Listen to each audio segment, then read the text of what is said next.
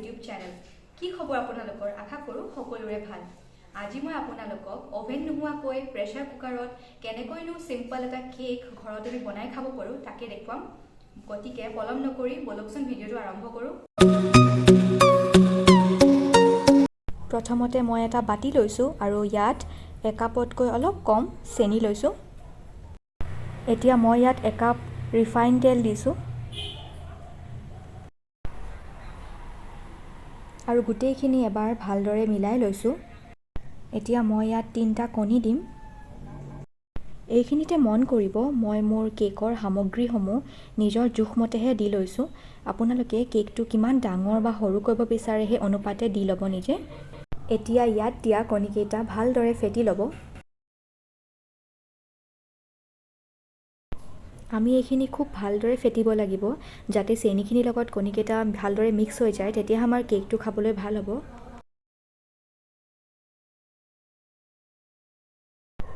এতিয়া মই ইয়াত একাপ ময়দা দিম আৰু গুটেইখিনি ভালদৰে আকৌ এবাৰ মিক্স কৰি ল'ম আপোনালোকৰ যদি মোৰ এই ভিডিওটো ভাল লাগিছে তেনেহ'লে লাইক শ্বেয়াৰ আৰু সাবস্ক্ৰাইব কৰিবলৈ নাপাহৰিব আৰু কাষত থকা বেল আইকনটো প্ৰেছ কৰি অল কৰি দিব যাতে মই যেতিয়া ভিডিও দিওঁ আপোনালোকে গম পায় এয়া চাওক কনসিস্টেন্সিটো এনেকুৱা ধৰণৰ হ'ব লাগিব এতিয়া মই ইয়াত এচামুচ বেকিং পাউডাৰ দিছোঁ আৰু গুটেইখিনি একে ধৰণে মিক্স কৰি লৈছোঁ আমি যিমানেই বেছি ফেটো কেকটো সিমানেই বেছি সফট হয় খাবলৈ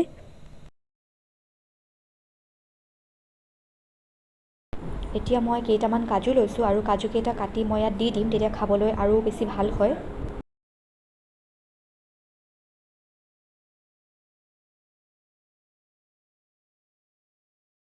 এতিয়া মই গুটেইখিনি আকৌ এবাৰ ভালদৰে মিক্স কৰি ল'ম যাতে বেটাৰখিনিৰ লগত কাজুখিনি ভালদৰে মিক্স হৈ যায় যিহেতু মই প্ৰেছাৰ কুকাৰত বনাম গতিকে আৰু এটা বাটি এনেধৰণৰ লৈ ল'ম আৰু এনেকুৱা এখন পেপাৰ গোলকৈ কাটি ল'ম আৰু তাত অলপমান তেল দি পিনে ভালকৈ কাগজখনত মই সানি ল'ম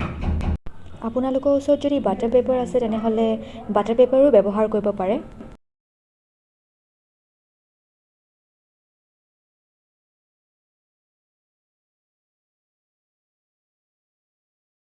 এতিয়া অলপমান ময়দা লৈ বাটিটোৰ চাৰিওফালে মই ছটিয়াই দিম যাতে আমাৰ কেকটো লাগি নধৰে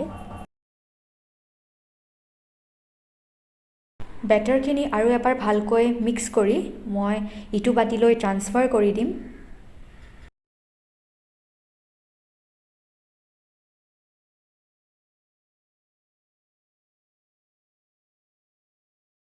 বাটিটো আমি লাহে লাহে এনেদৰে কৰি দিম যাতে যোনবোৰ বাবলছ থাকে সেইবিলাক নোহোৱা হৈ যায়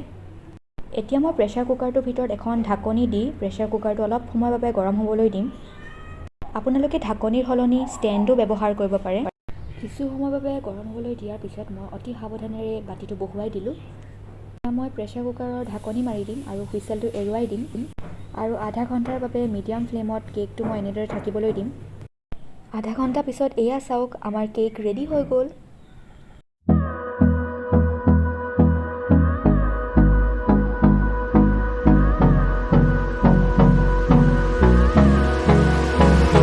এয়া আপোনালোকক দেখুৱাবৰ বাবে মই এটা পিচ কাটি উলিয়ালোঁ এয়া চাওক কিমান সফট আপোনালোকেও ট্ৰাই কৰি চাবচোন আৰু কমেণ্টত মোক জনাব কেনেকুৱা পালে